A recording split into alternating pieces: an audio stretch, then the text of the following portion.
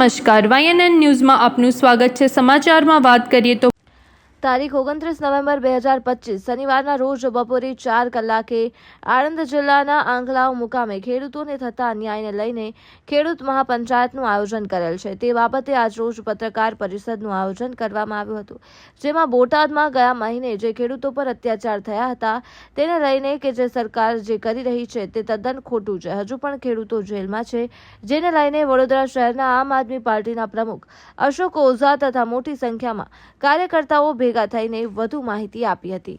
Reporter Rahul Rajput.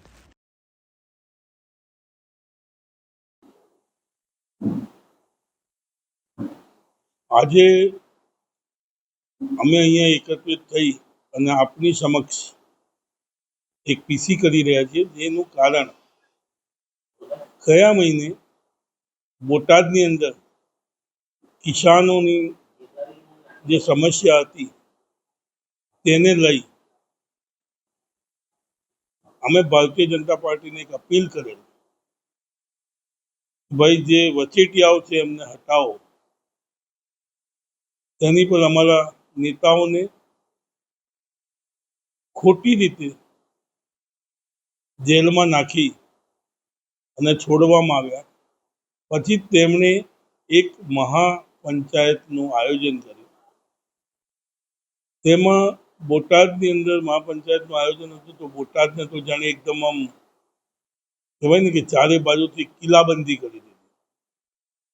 નેતાઓએ ત્યાંથી એક હળદર ગામ છે ત્યાં એક સભાનું આયોજન કરી અને મહાપંચાયતનું આયોજન કર્યું તો ત્યાં લગભગ 10 થી 12 હજાર લોકો એકત્રિત થયા, પરંતુ ત્યાં બી પોલીસ પહોંચી ગઈ, ટીયર ગેસ છોડ્યા, ફાયરિંગો કર્યા, લોકોના દરવાજા તોડી ઘરમાંથી ઉંમરલાયક લોકો હોય, બાળકો હોય તેમને મારી અને ખોટી રીતે ત્યાંથી બધાને પરેશાન કરવામાં આવ્યા અને ત્યાં 85 લોકોને જેલ ભેગા કર્યા છે, જે આજે 1.5 મહિનાથી જેલમાં છે।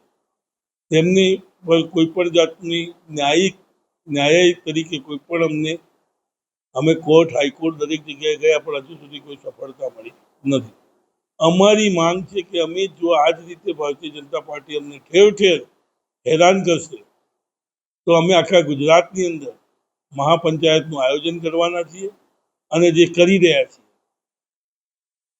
પરમ દિવસ તારીખ 29/11 શનિવારે 4 વાગે આણંદ જિલ્લાના આંકલાવ ગામે સાંજે 4 વાગે અમારી એક મહાપંચાયતનું આયોજન કર્યું છે, જેની અંદર પ્રદેશ પ્રમુખ ઈશુદાન ગઢવી, અમારા MLA ડેડિયાપાડા ચૈતર વસાવા, MLA ગોપાલ ઇટાલિયા તથા મનોજ સોરઠિયા સંગઠન મંત્રી અને પાર્ટીના તમામ મોટા હોદ્દેદારો ત્યાં એકત્રિત થઈ અને લગભગ 25 થી 30 હજાર માણસોની કિસાન મહાપંચાયતનું આયોજન કરવા જઈ રહ્યા છીએ।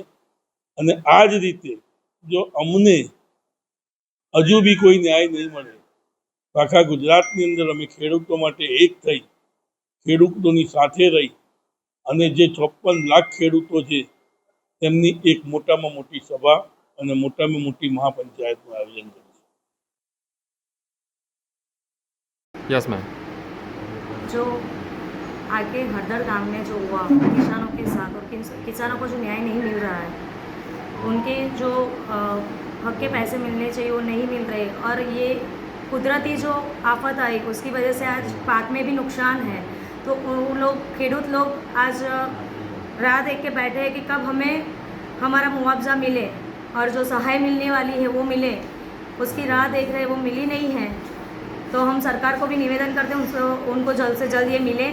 और हमने जो ये खेडूत आंदोलन किया है खेडूतों के हित के लिए, और हर एक जगह पे हमारी महापंचायत हो रही है, तो वो आज आंकलाव में 29 को शाम को 4 बजे महापंचायत का आयोजन किया गया है।